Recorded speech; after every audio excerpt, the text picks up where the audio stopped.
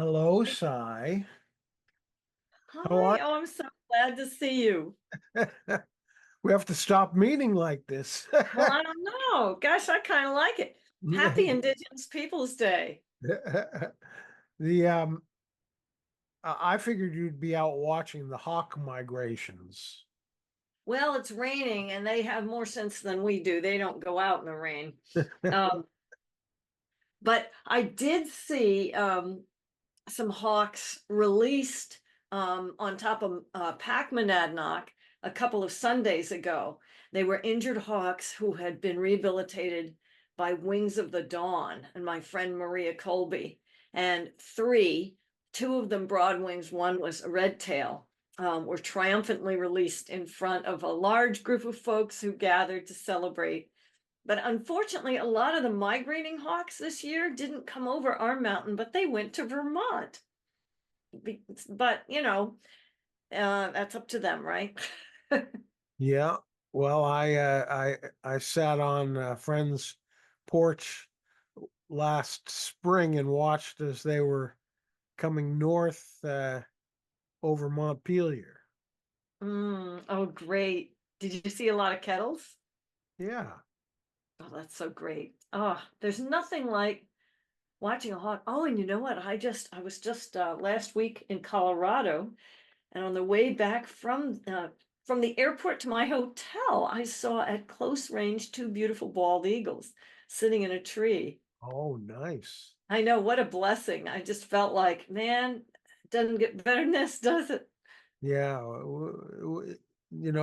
since I moved over to the Connecticut River Valley, uh, I've seen bald eagles a lot more than I used to. Although they're getting more numerous over in the Pemigewasset Valley because I think a lot of there's a bunch of nesting pairs in the Newfound Lake area.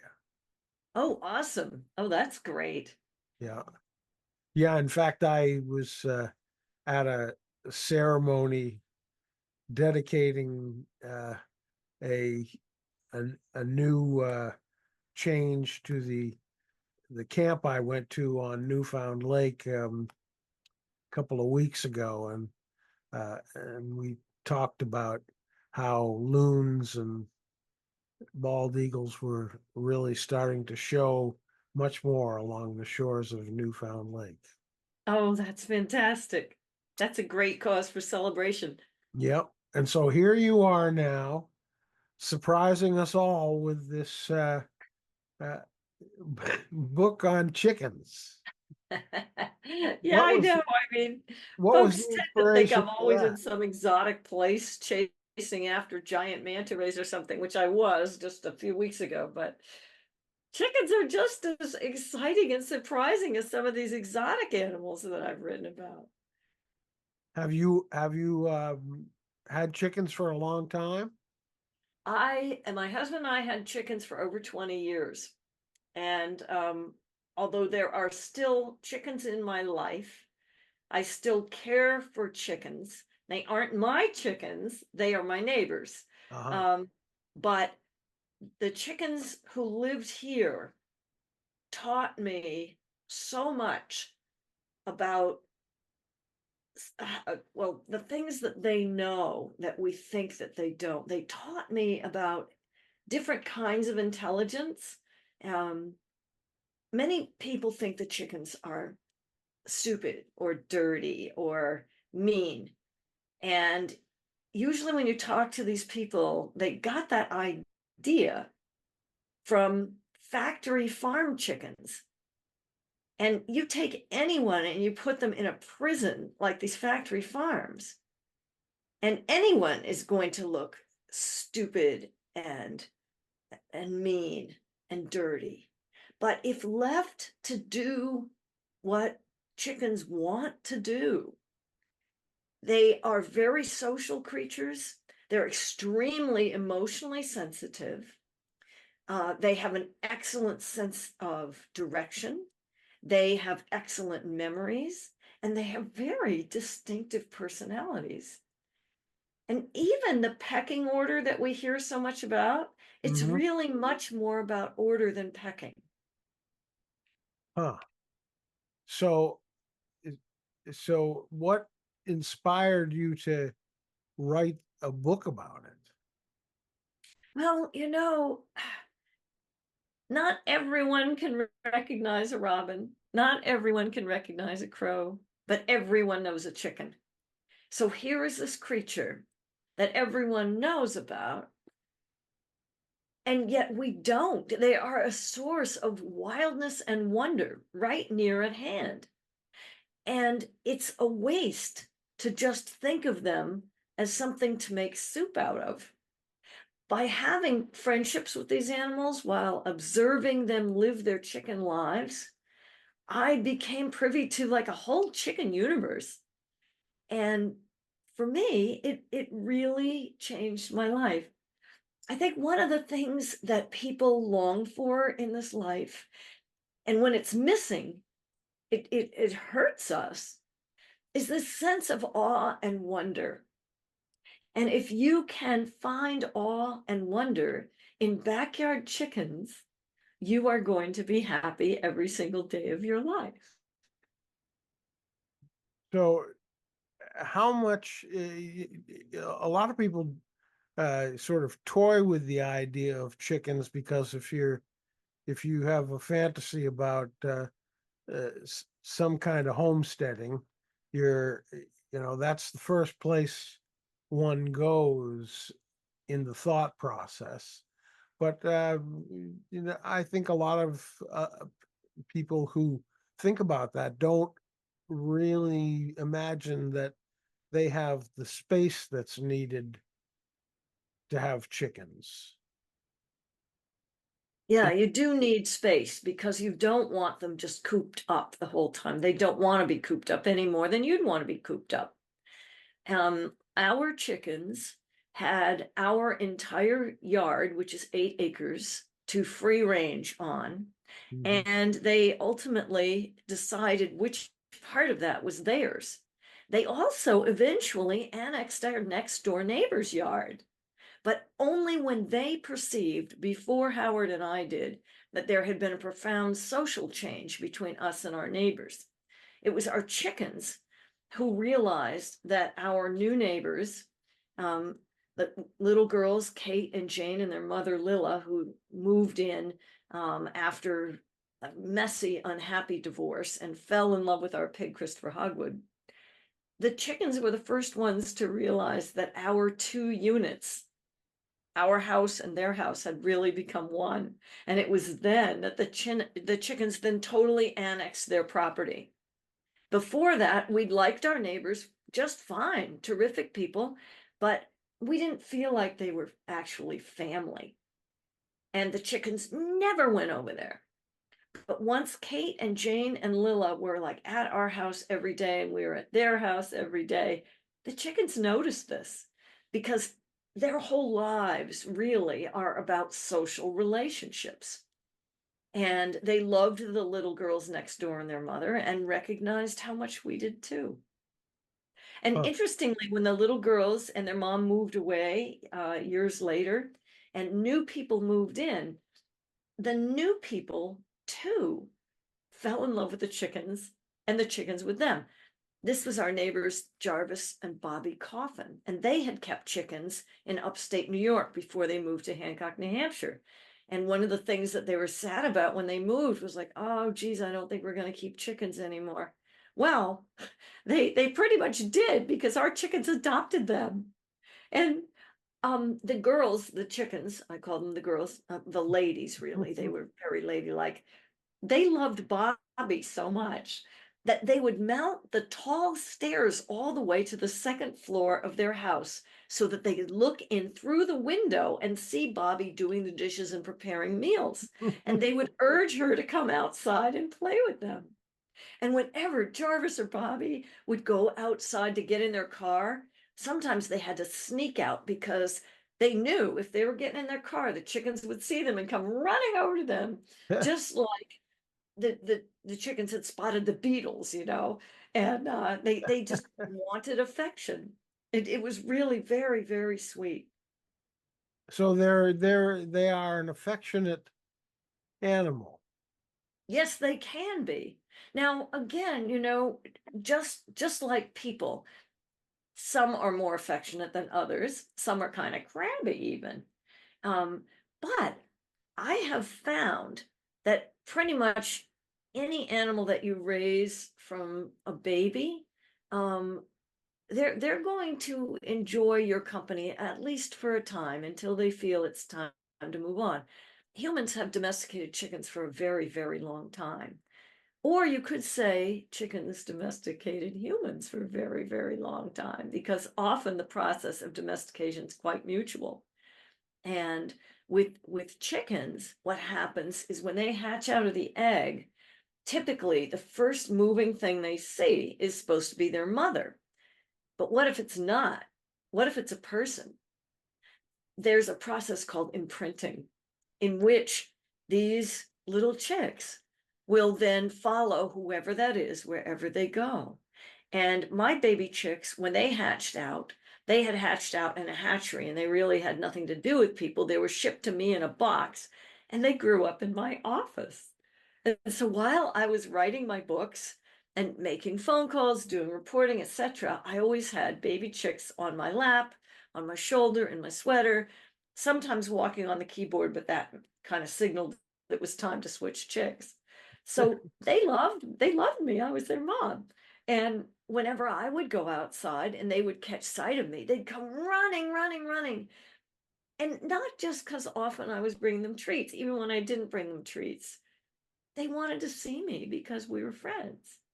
And chickens recognize individual faces. And this has been tested. This isn't just my observation, it's been tested in laboratories.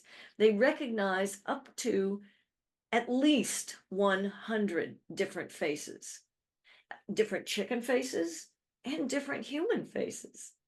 And just like people, they can get a gestalt. I mean, if you see your best friend across the street from the back, you usually can tell who it is Mhm. because no one else walks like that. No one else, but it's the face that we humans really lock onto. And scientists found that it's the same with chickens, because when you'd expose a chicken to someone that they knew, a chicken that they knew, but you would put something weird on their head to change their face, like give them a fake comb, or dye their head feathers a different color, or make them wear sunglasses or something, just like a person would be confused. Those chickens didn't recognize their people. So they kind of look at the world in this way, in a very similar way to the way humans do. So, pardon the pun, but is this a book that you've been pecking away at for some time? Yes, actually, I first wrote about this, oh gosh, over a decade ago.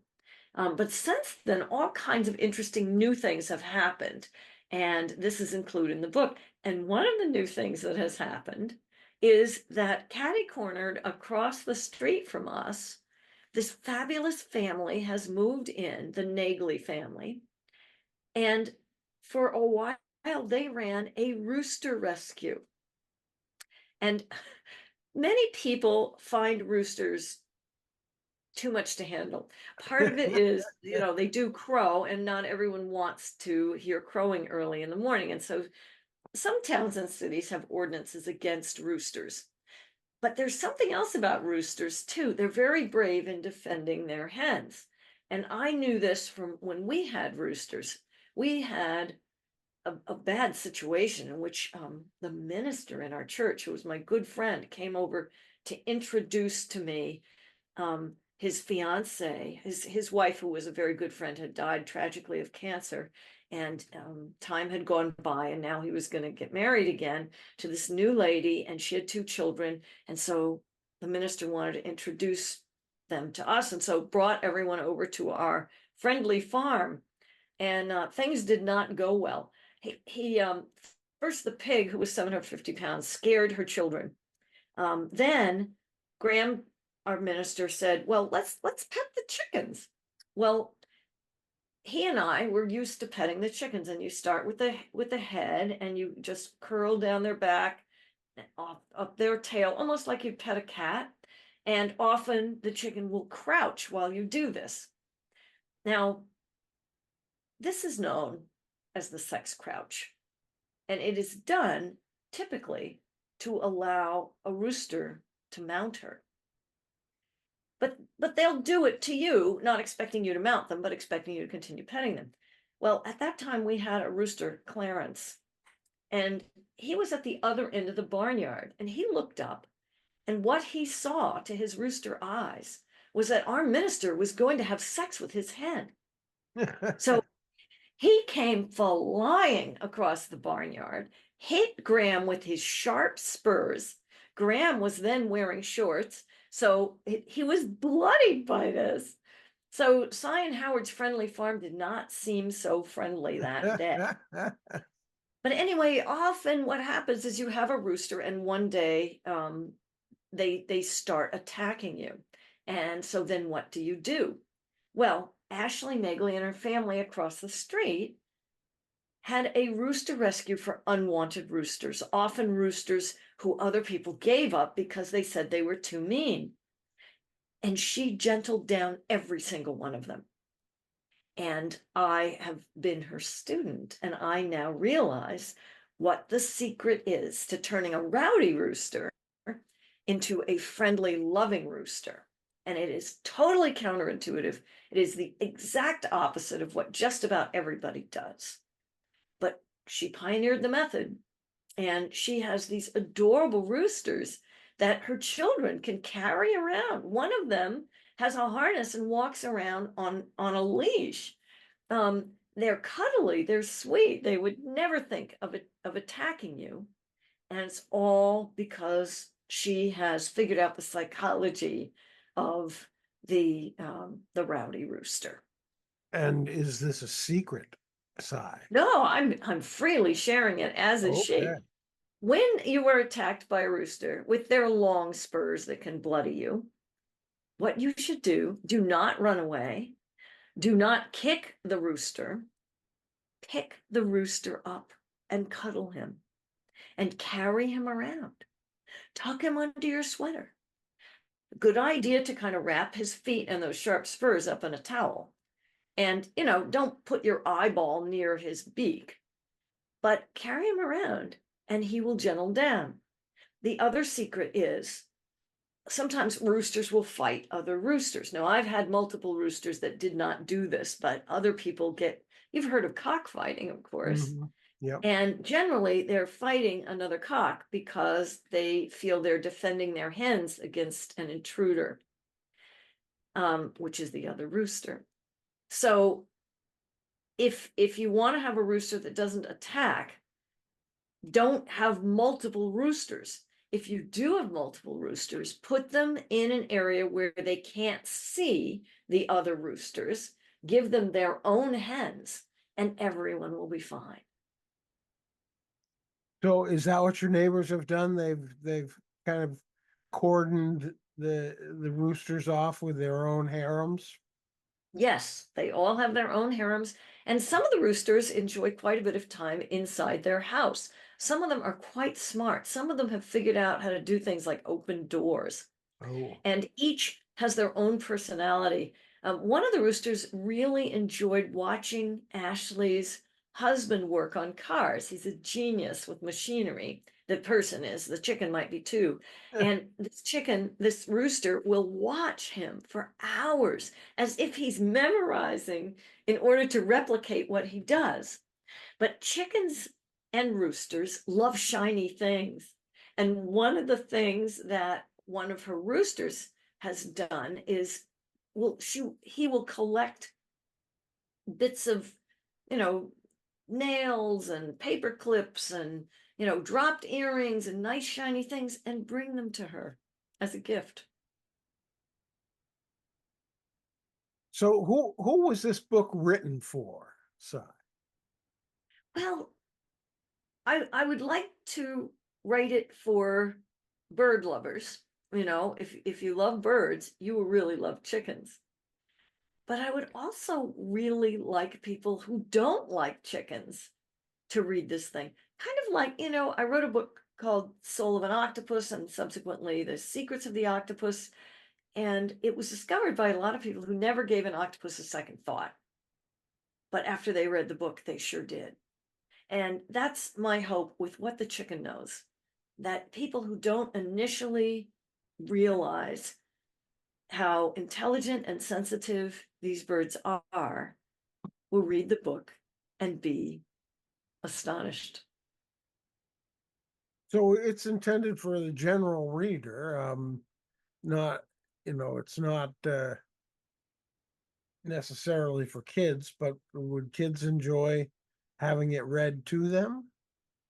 Oh, yeah. And young adults, I mean, American Library Association gave it a really nice review and said young adults will really enjoy it. It's a very slender volume. It's not a lot of pages. So you can finish this whole book in, a night or two. And it's got beautiful color pictures by my friend Tia Strombeck of gorgeous chickens. Chickens probably have, they're one of the most malleable species. They're all the same species, but there's a whole lot of breeds. And we know this in dogs. I mean, you get this little weenie dog, and then you can have a 150-pound Great Dane, and they're all Canis familiaris. The same thing with chickens. You can get chickens with tails so long that they can be sitting 12 feet up on a tall perch, and their tail will come cascading down to the floor like a waterfall. You get chickens with poofy headdresses. You get chickens with fuzzy feet. It makes it look like they're wearing, their dad's too big slippers. Chickens of all different colors. And you can't believe it, but they're all the same species, just different breeds. There's ones that lay green eggs, although not with ham. There's some that lay brown eggs. There's some that lay kind of pink eggs. Um, they they they really come in all kinds of surprising forms. We usually think of, the chicken as, the Kellogg's cornflakes guy, the doodle doo guy. And what he looks like is the ancestral form, which is the jungle fowl, which I've seen in Asia in the jungle. It's like someone's chickens loose in the jungle. Well, no, it's not. It's a jungle fowl, but that's who they're all descended from, and you can't believe it when you see all the different forms they take. Yeah, so they're all the same species. They're just a different breed. Is that the correct term? Exactly. And some of the names of the breeds are a riot. And Howard and I used to look at the chicken catalog in the spring, just the way that gardeners look at seed catalogs and just Mhm. dream about, the Egyptian Fayumi or the feather-footed fancies or the top hat special or there's so many different breeds that we dreamed of having. But what we wanted really was a hardy chicken who would enjoy living in New Hampshire and be able to stay warm enough to be comfortable here. So there were some breeds that we just didn't get. For example, there's a breed called the Turkin, and it sounds like a cross between a turkey and a chicken, but it's not. But they have a naked neck. Now, that's not something you really want in the New Hampshire winters. I don't want my neck to be naked. I'm always wearing a scarf around my neck. So we never got any Turkins like that. But we got breeds who did well in our weather. Still, in the coop, we insulated it to R factor 22. We got a heater so their water would not freeze. Um, and thanks largely to our neighbor Jarvis and Bobby, Jarvis came over and he built us like all kinds of like great perches for them, some tall, some high, some thick, some thinner, so that they could pick what was most comfortable for them. And he also built nesting boxes so that each hen could have privacy, waiting for the blessed event to arrive. And so you did have sort of a collection of breeds. different Yeah, breeds? we had several. We started with ones called black sex lynx, and the black sex lynx were called this because if you didn't want roosters, how can you tell them? Some breeds have it so that from chickhood, the males and females look different. And in black sex lynx, the females were all black. The males had like a dot on their head, but you could, that's why we call them. They looked like a collection when they grew up. They looked like little nuns in their black habits Huh. and beautiful, tall, red combs.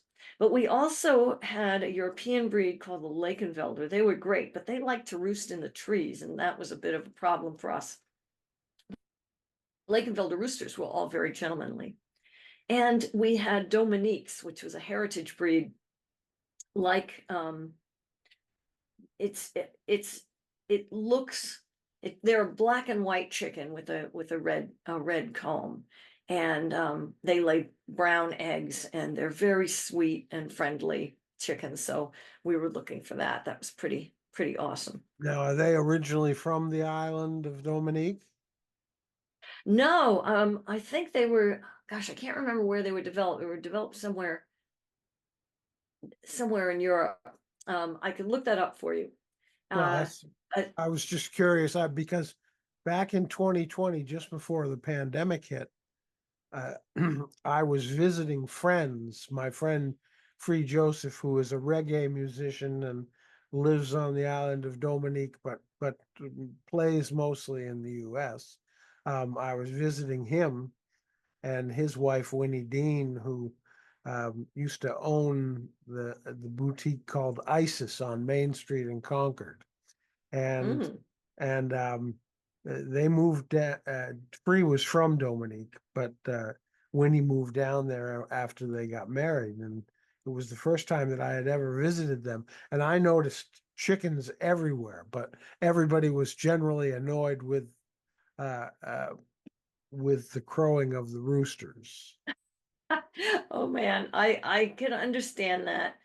I just got back from a trip to Ecuador, and for some reason, these chickens, the rooster started crowing almost every night at like 3 in the morning.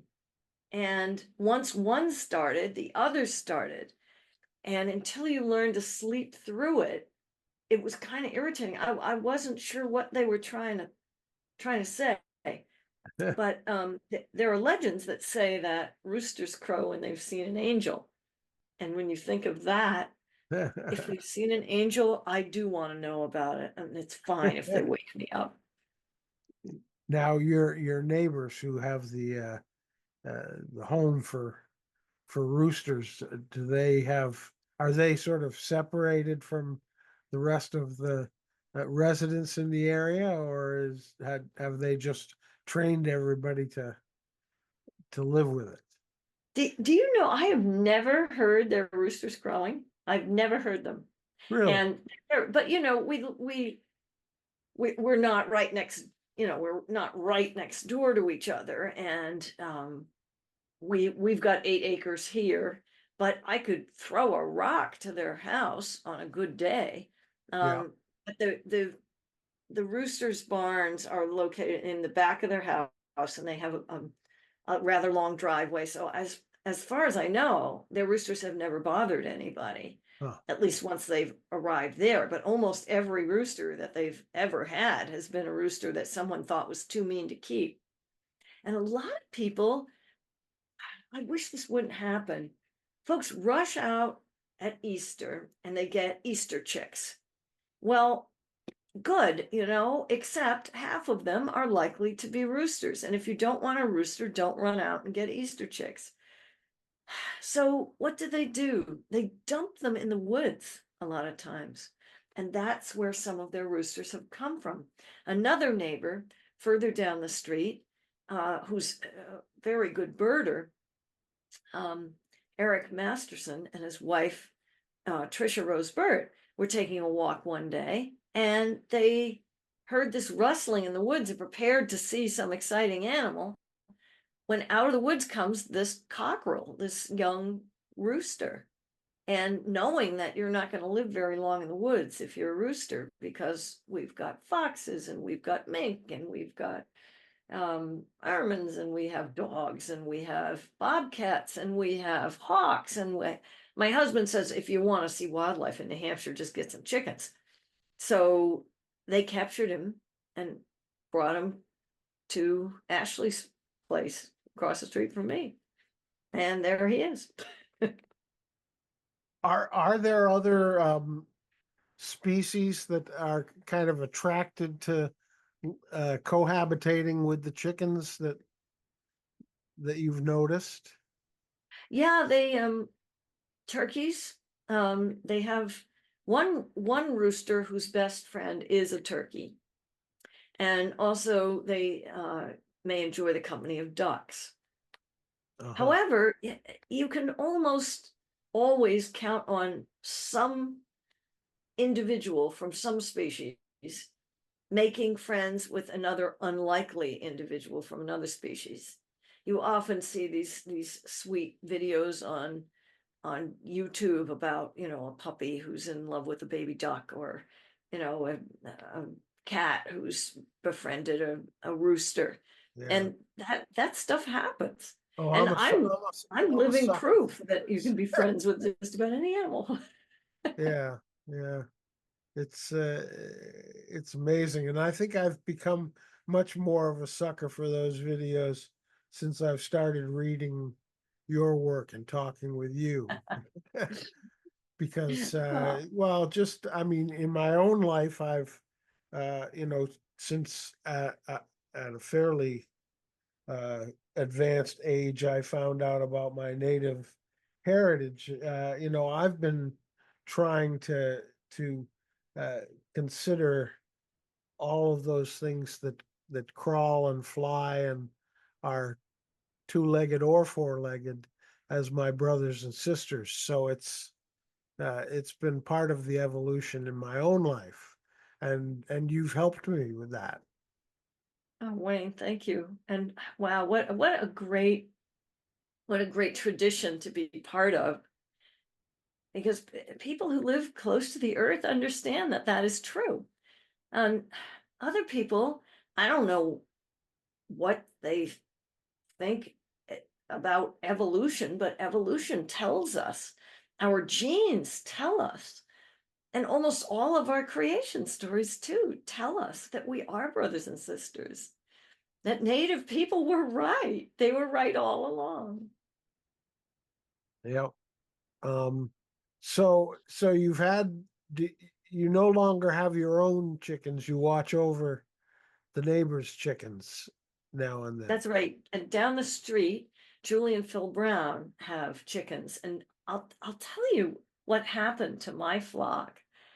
Um, this was I remember one of my books called How to Be a Good Creature had just come out, because I was rushing to get ready to go to an event for that book in Concord at Gibson's bookstore.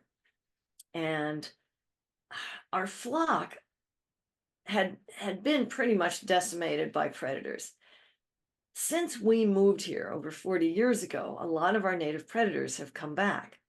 We've seen the return of not only things like, glorious turkeys, we've also seen, fisher come back. We've Yeah. seen moose come back. We've seen otters return. We've seen so many animals come back, including bobcats, foxes, everybody. Well, everybody eats chickens, and particularly for chickens are free range. They can be targets for these native predators. And I only had 3 chickens left. And I went out to just check on them. They were enclosed at the time, because I knew that morning that I was going to go out in the afternoon, and sometimes it was hard getting them all back. So I went into the coop to just give them a treat and check on them, and 2 were dead because a weasel had gotten in. Only 1 chicken was left. Well, for such a social animal, to be a lone chicken is a horrible thing. But also, That weasel's not an idiot. That weasel was going to come back and finish off that last chicken. So I Mhm. had to put her somewhere. So I thought, Julie Brown down the street, when she and her husband and kids would go away, I would take care of their chickens. And I asked, could my chicken come be part of your flock? And so she did. Um, and she immediately had, she made a best friend that she slept next to all the time, over there. And I frequently saw her. I frequently visited her, even when I wasn't taking care of the chickens for Julie. And interestingly, later it was a predator attack at her house that brought all of her chickens plus my chicken back to our coop years later, in a reversal of the whole Wow. situation. And it was actually very sweet in many ways, although I was very distressed when one morning I went over to let her chickens out and found they were already out. Well, I know I'd put them in the night before. Well, the reason they were out was a bear had torn the entire back of the coop away and eaten two of the birds. Well, my chicken was okay. The remainder of the flock was okay, but the coop was not okay. And even if I had the skills to rebuild that coop, I couldn't have done it better than Phil did. Right. And the bear was going to come tear. They're so strong, they can just tear that off. I thought, oh my gosh, what am I going to do? Well, what I did was I took all of her chickens and moved them back to my barn. So how could I keep them from being totally freaked out, from being in like this weird new place? Well, the first chickens I moved was my old chicken and her best friend. And I set them up. And my goodness, if she did not jump up on her favorite perch that she had not been on for years, and her best friend hopped up right next to her and knew this is fine. And the rest of the flock took their cue from her and her best friend. And Uh, so they stayed there until Julie and Phil came home, and Phil was able to rebuild the coop and electrify it so that if the bear came back, he would be deterred. well, I happen to own one of those predators for 15 years. My son insisted we had always had these gentle, loving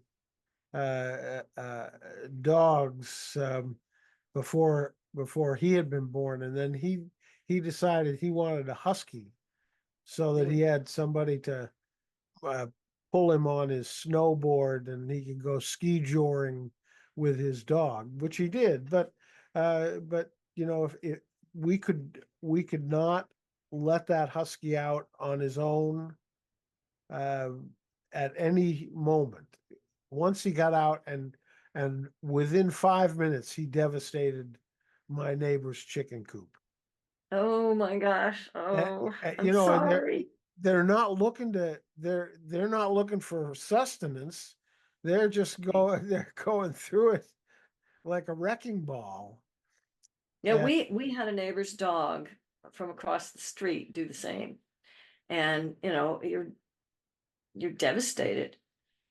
But when the predators would come and take a chicken or two at first, these are chickens that I knew personally from little balls of fluff. They were pets. I loved them. I knew their names. I knew them since 2 days after they hatched.